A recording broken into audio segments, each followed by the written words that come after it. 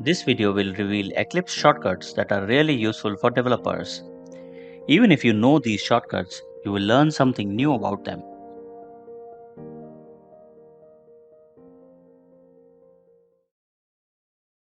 Every developer frequently needs to generate getter and setter methods for class fields. What we generally do is right-click, then go to Source, and then click on Generate Getters and Setters to get the window where we can select fields to generate these methods. There is a pretty simple way by typing Alt-Shift-S keys together and then typing R. This will straight away open the window where we can select the fields whose methods we need to generate. Click Select All and press Enter. The methods will be generated. Many times we need to change the name of a class, but we can't simply change it directly. This will be an error since the file name and class name will mismatch. Also, there will be error everywhere the class is being used. To get around, select the name of class, press Alt-Shift-R. This will make the name editable. Change the name and press Enter. The name will be updated everywhere. This shortcut also comes handy where you want to change the name of a variable or a shared constant. It will change the name according to the variable scope and everywhere it is being used.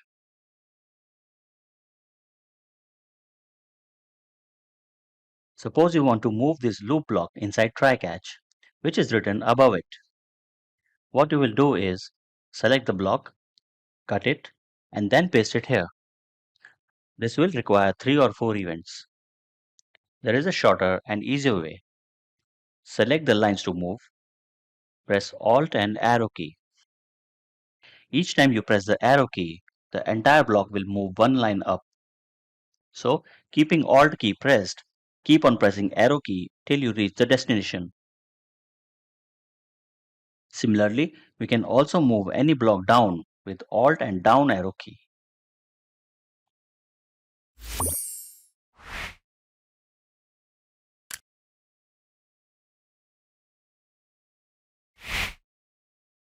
The shortcut that you are now going to learn has many different practical uses. First one is, while coding, we frequently write some statements which have a return value, such as this one. This will return a list, and what most of us will do now is go to the start and declare a list. Instead, press Ctrl 1 and it will automatically suggest you some points. Select the first one, which is assigned to local variable, and it will automatically declare a list. This method is very useful in cases where you are not sure what will be the return value, such as while calling methods of external libraries. Using this shortcut, Eclipse automatically assigns it to a variable of appropriate type. This shortcut is called Quick Assist, and so it helps us in many different ways. Another use of this shortcut is to provide solutions to compiler errors. Let's introduce a compiler error by calling a non-existent method. Press Ctrl 1. Look at the suggestion it is providing. Click on the suggestion. It created a method itself. Move the cursor over system.out and press Ctrl 1. Look, it is asking you to import it statically. Press enter and it imported it in a static manner. There are many uses of this shortcut which you can explore further.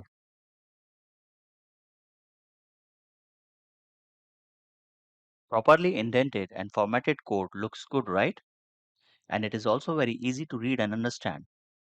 With Eclipse, you do not need to do any effort to format the code.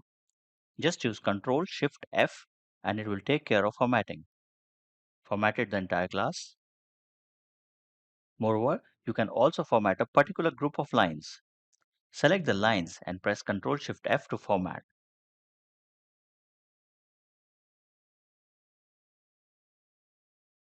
To run a class in Eclipse, usually we right-click and then select Run as Java Application. There is a shortcut to run a class, which is Ctrl plus F11. This will execute the main method of class on which you press it. Likewise, to debug, we right-click and select Debug as Java application.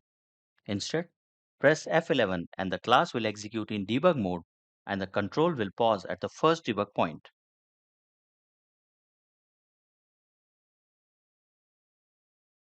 While debugging code, we need to view values of runtime variables. And for that, we need to hover mouse pointer over the variable and then see its value.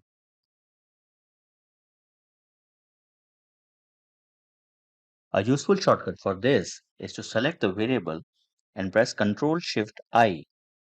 Here is the value. An advantage of this shortcut is that you can also see the return value of expressions. So, I can select the entire line, press Ctrl-Shift-I, and see its value.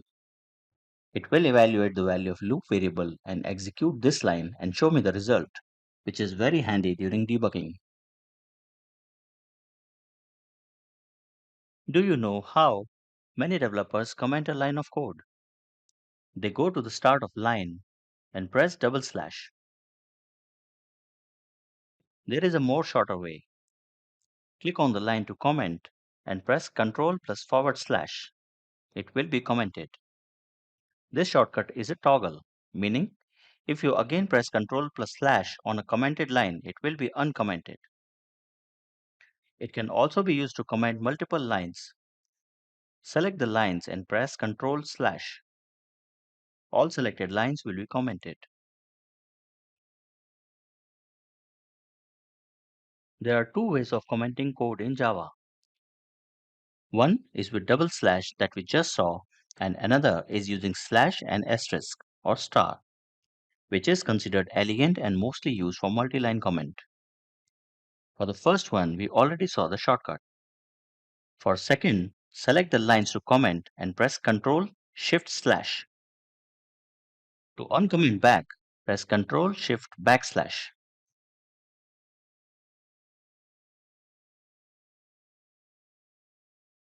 Want to search some text in Workspace? Simply select it and press Ctrl Alt G, and it will show all the files where the selected string is being used. Let's copy this string and paste it somewhere in another file. Comment this out. Press Ctrl Shift O and press Ctrl Alt these will be G. gone. Look, it shows that it is being used at two places.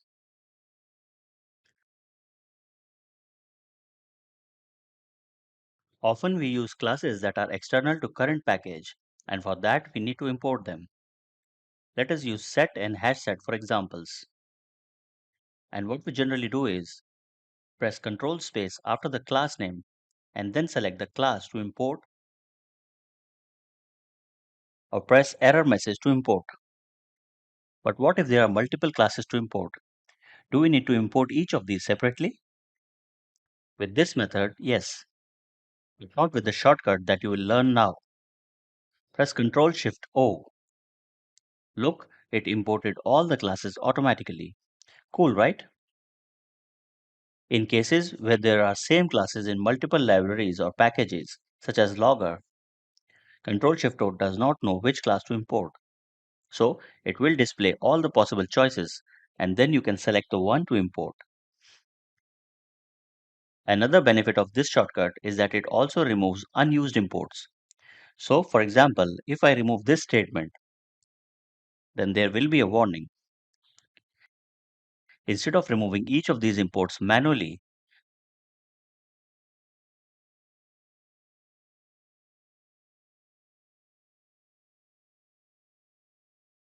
these types of Java docs look pretty cool, right? But do you need to type this manually on every class and method? Not at all. There is a shortcut for this as well. Click anywhere inside method or class body and press Alt-Shift-J. This template will be automatically created. You only need to write description. Moreover, you can also customize the format of generated Java doc. Go to Window, Preferences, Java. What if you want to delete an entire line and code templates? You would select it with mouse or On the right cursor side, click and on then Comments. press delete or backspace, right? For customizing generated Well, Java not docs for anymore. class, click on Simply place Types the cursor on the line to delete and and press then Edit. Ctrl T. That's it. The Here you line can will be customize the deleted. generated block for class. You can also generate dynamic values using variables with dollar and enclosing them in curly braces. Let's say we want to automatically generate the date. As soon as you type dollar, it shows a list of supported variables. Select date. Similarly, you can also auto-generate author name as the current logged in user. Write @author followed by dollar and select user. For now, we will set it to some fixed value. Press OK and then select apply and close. Clear this and press Alt-Shift-J. Look, we have Java doc generated with current date and author name. You simply need to provide description now. In the same manner, you can customize docs for method by again going to Window, Preferences, Code Templates, Comments, and Methods.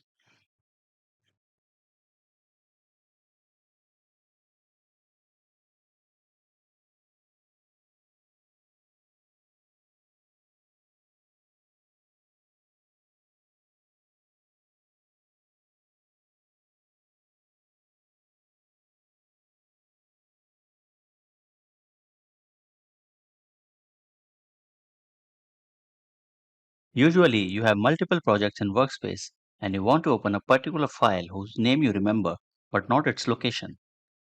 Ctrl-Shift-R will help you out. Pressing these three keys together will open a window where you can type the file name. Once you find the file, press Enter or OK to open that file. This shortcut supports wildcard, so if you remember even a part of the file name, you can type asterisk and then the name you remember. If the name is in the middle, then surround it with two asterisks. Another cool feature with this shortcut is that you can filter file names based on the initial character of each word. So, for example, if your file name is pretty long, such as virtual thread bean configuration, then you can select it by simply typing VTBC. The shortcut Ctrl-Shift-R that we just saw searches for files in the workspace, the files that you have written. But what if I want to see the file of an external library? Often we need to refer the source code of another dependency such as Spring Framework or even Java itself. Let's say I want to see the methods declared in java.util.list interface. How would I do that? The shortcut Ctrl-Shift-T will be of help. It will also open a window similar to Ctrl-Shift-R where you can type the file name. The only difference is that besides your files, it will also show the list of files defined in external libraries. Type list here. You can see that it shows java.util.list. Similarly, we can also see the source of Spring's REST template class. If the source is available, then it will show its contents. There are many other shortcuts, but the one covered in this video will make your development speed faster and will help immensely in writing code. Let me know in the comment section what all shortcuts you use while writing code with Eclipse and find them useful. That is all for this video and I will see you in the next one.